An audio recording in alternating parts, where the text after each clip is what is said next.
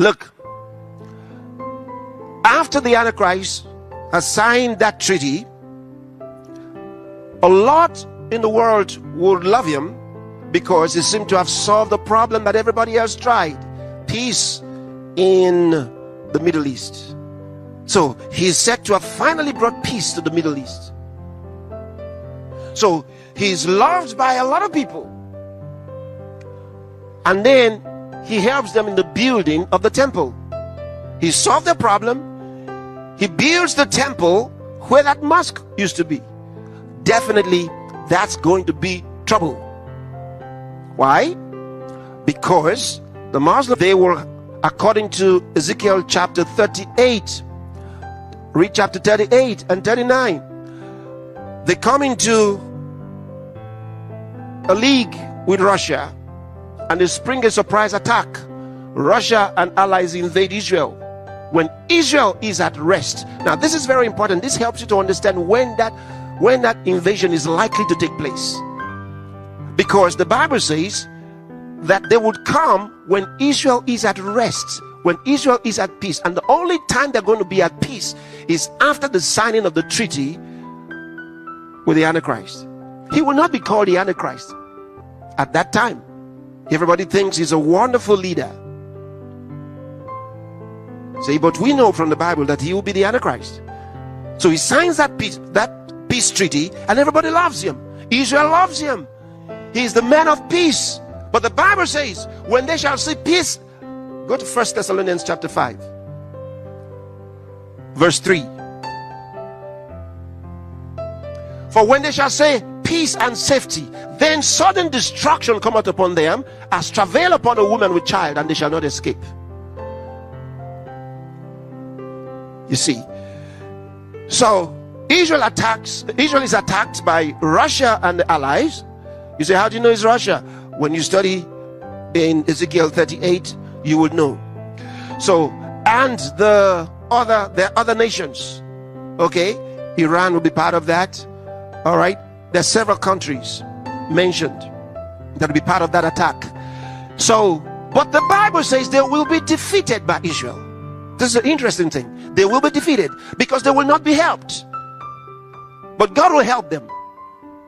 Other nations will not come to their aid, and Israel will defeat that massive group. Now here's the interesting thing, why this is very important, is that the Antichrist at this time is not controlling the world,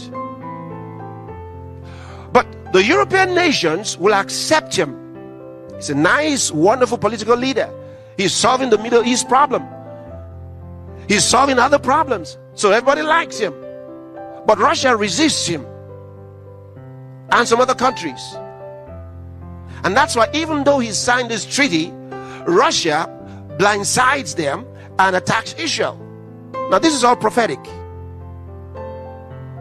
And now that Russia and the allies are defeated by Israel, according to the Bible, what's left?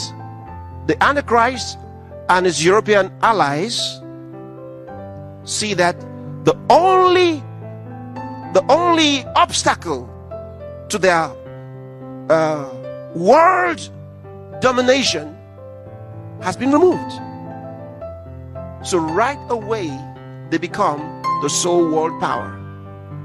So the Antichrist now takes over everything, because the only power to withstand them at that time, in fact, you may say, what about the United States? What happens with them? Interesting, the only places in the Bible that refer to what we might term the United States and some allies, according to the Bible, stand back, and all they say to Russia is, are you going to take a spoil? They stand back. They don't stop Russia. They let them go. It tells us something.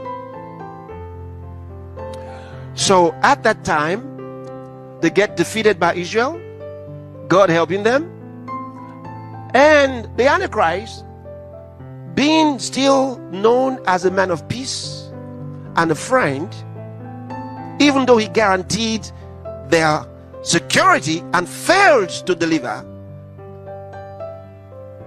there will be trouble. He gets angry because Israel is unhappy. Because of that, something happens. This is now the middle of the 7-year treaty that he signed with Israel. We are now 3.5 years into the 7 years. So he's angry.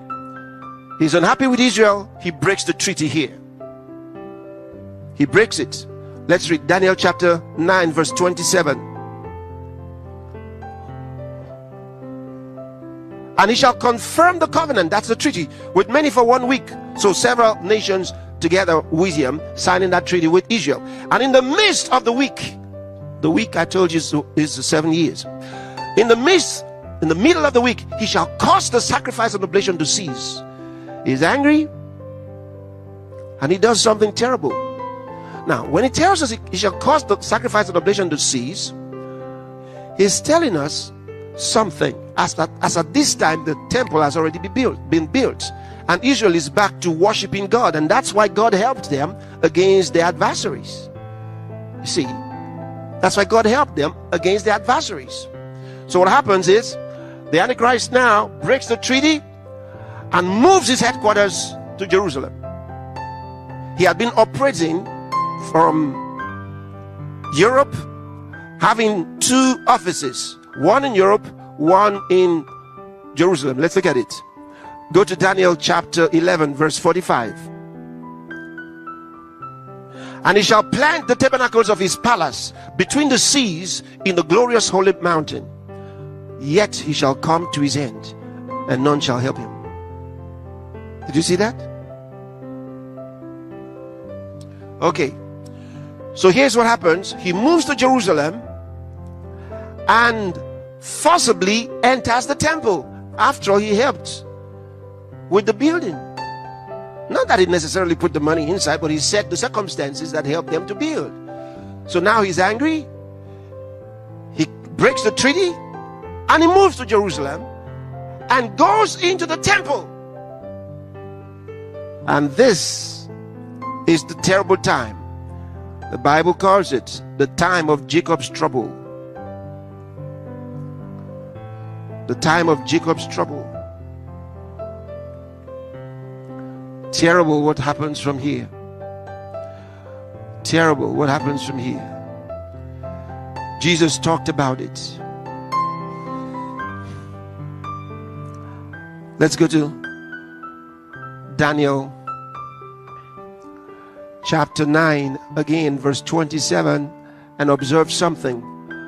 Observe something. It says here, and he shall confirm the covenant with many for 1 week, and in the midst of the week he shall cause the sacrifice and the oblation to cease, and for the overspreading of abominations he shall make it desolate. Do you understand that term? The abomination that makes desolate, even until the consummation, and that determined shall be poured upon the desolate. Remember that term. Jesus comes in to tell us something about that. This is terrible. It's in Matthew's Gospel chapter 24.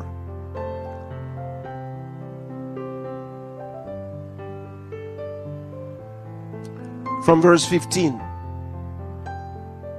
When ye therefore shall see the abomination of desolation spoken of by Daniel the prophet stand in the holy place. What is Jesus telling you? That he's going to come into the temple.